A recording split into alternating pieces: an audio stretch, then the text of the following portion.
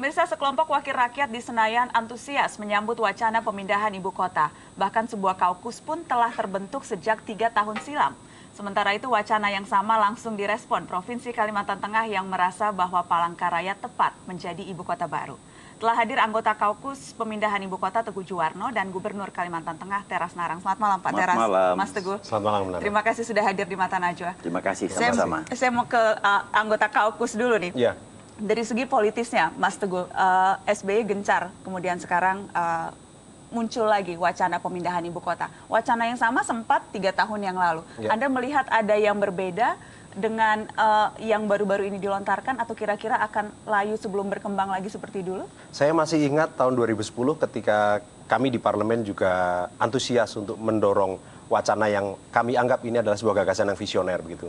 Namun kemudian kita mendapatkan sinyal kelihatannya tidak bersambut.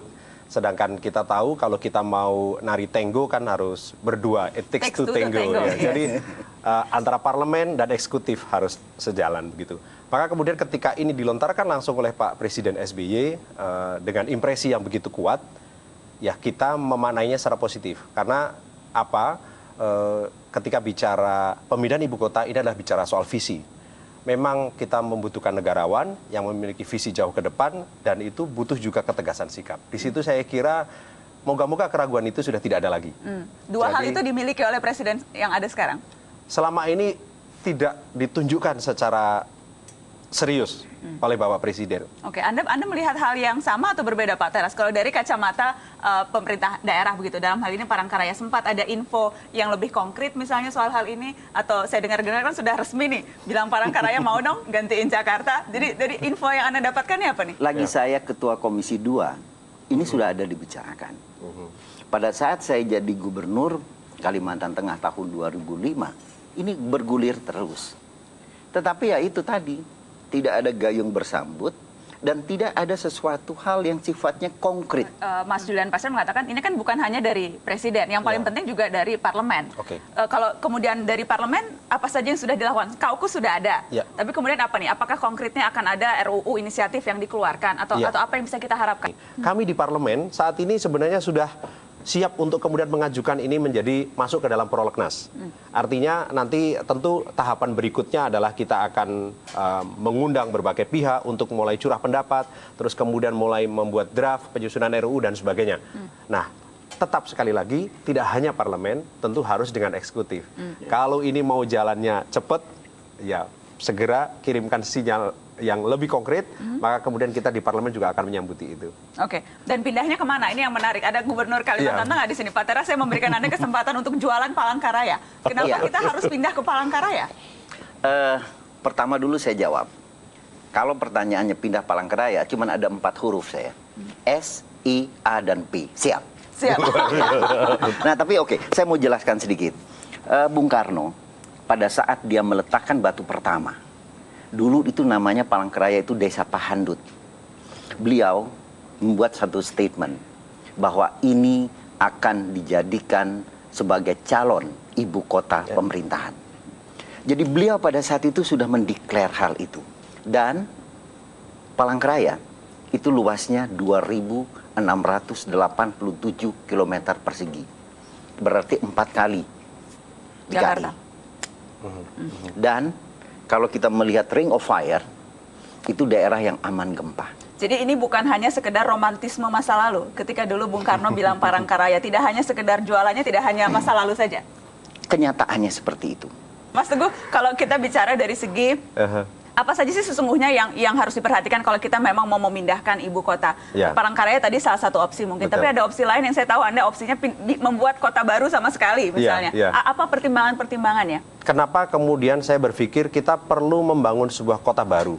Karena memang kita tidak pernah punya sebuah kota yang itu bisa kita jadikan sebagai sebuah masterpiece bahwa Indonesia, rakyat Indonesia itu mampu membangun sebuah kota yang beradab, kota yang livable gitu kan. Tapi pilihannya yang pasti harus di luar Jawa. Itu bagi saya adalah sebuah keniscayaan. 60% penduduk Indonesia udah ada di Jawa. Nah. Urbanisasi di Jawa ini udah luar biasa. Kita tahu bahwa Jawa ini lokasi yang paling subur. Dan ke depan kalau kita bicara masa depan kita harus bicara energi, kita harus bicara food. maka kita tidak ingin lahan-lahan pertanian di Jawa ini akan makin habis karena penduduknya semakin bertambah. Jadi gitu. Jawa masa lalu ya? Buat saya Jawa masa lalu, Jonggol masa lalu. Apalagi kita ya, masa cuma depan siapa membedakan. nih? Kalimantan. Langsung disambar. Kalimantan masa depan. Tidak hanya kesiapan fisik, tetapi juga kesiapan lain. Kesiapan sosiologis, Betul, kesiapan ya, masyarakatnya betul. dan rakyatnya. Ya, Bagaimana Pak? jadi Tera? ada beberapa. Kesiapan dari masyarakat juga menjadi penting. Apakah masyarakat itu di situ berkenan untuk menerima itu menjadi ibu kota pemerintahan? Ya. Jangan sampai nanti kita sudah melalui satu proses panjang, tetapi masyarakat melakukan penolakan. Tim kecil tugasnya itu. Ya. Jadi dia menginventarisasi dan mengidentifikasi apa-apa. Seluruh potensi plus minus itu semua ya, Pak Betul. Lub ya? Termasuk ketakutan bahwa masyarakat lokal atau warga lokal akan tersisih misalnya. Right, itu saya setuju. Nah, kemudian hasil dari tim kecil ini baru didiskusikan dengan DPR. Anda sudah pernah sounding dengan lembaga adat dan sebagainya. Kalau misalnya dalam rangka untuk meyakinkan Palangkaraya, hal-hal seperti itu juga sudah dibahas di pertemuan. Najwa, karena kebetulan saya Presiden Majelis Adat Dayak Nasional. Oh, oke. Jadi masyarakat sudah bisa memahami. Dan mereka mengerti bahwa ini adalah untuk kebutuhan bangsa. Ini adalah kebutuhan dari Negara Kesatuan Republik Indonesia.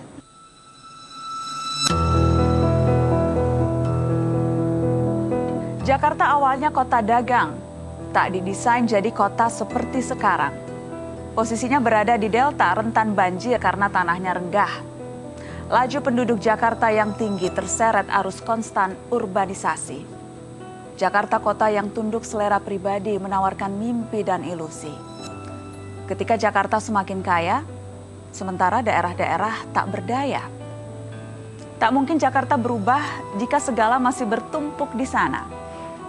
Tanpa perubahan cara berpikir, pindah ibu kota hanya pindah masalah. Berhentilah terobsesi pada Jakarta. Niscaya itu menjadi solusi utama.